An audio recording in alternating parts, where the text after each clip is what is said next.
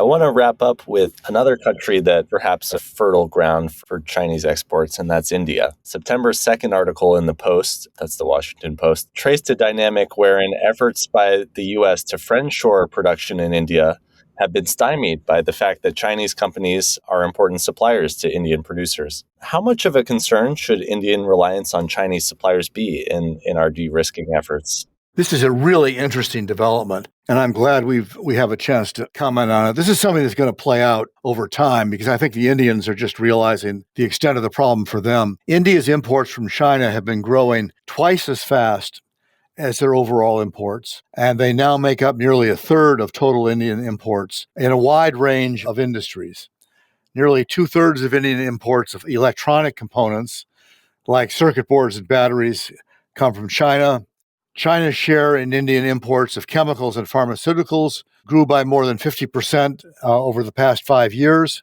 India imports of Chinese textiles in order to service their apparel industry are way up. India has made significant increases in production of solar panels, but they're doing it with solar cells from India. What we're discovering is that supply chains are more complicated than we thought. Trying to de-risk from China is more complicated than we thought. The easy, obvious answer is, well, we'll de-risk from China by moving to India. And companies are doing that. And now what we're realizing is that doesn't change very much. What happens when you move to India? You're still using Chinese parts and components. You can say we've de-risked, but we really haven't. This is a problem going forward for India, which I think is likewise interested in de-risking, but it's also going to be a problem for Western countries trying to establish supply chains that are resilient and not vulnerable to Chinese choke points. And what we're learning is that may be harder than we thought. I think that's right. And the reason that as the world developed along these lines of production networks, the reason that China became the center of factory Asia, so to speak, is because it has unique comparative advantage of assembly and sort of medium tech manufacturing at scale. And the key for China is at scale. And because of that, they are still the low-cost assembler of circuit boards, of electronic components, those kinds of things.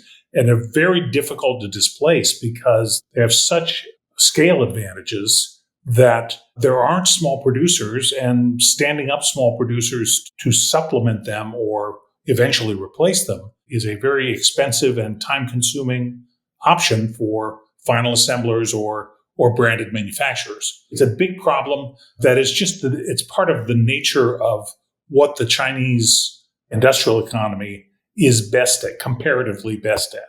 It's a problem that will take years to unwind and unpack.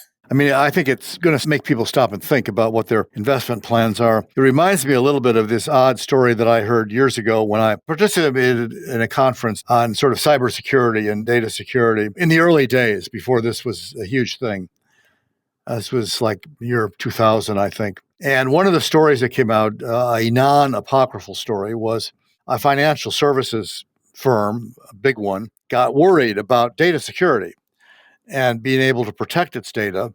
And they decided that what they needed to do was build a redundant facility somewhere else. So if their data was compromised, they had a backup, which sounds very much like de-risking, okay? This was not specifically about China. This was about electronic outages, system failures, things like that. But it was the same concept. We need backup. Don't put all our eggs in one basket. However, what they decided to do is they would build a comparable backup facility, and they proceeded to do that on the 6th floor of the same building that they were already in. Because that was the low-cost operation. Yep. Yes. And eventually somebody figured out that was probably not a secure alternative. And so what I think we may be learning this time around is if you think you're de-risking from China by moving to India, you may be fooling yourself. Think twice.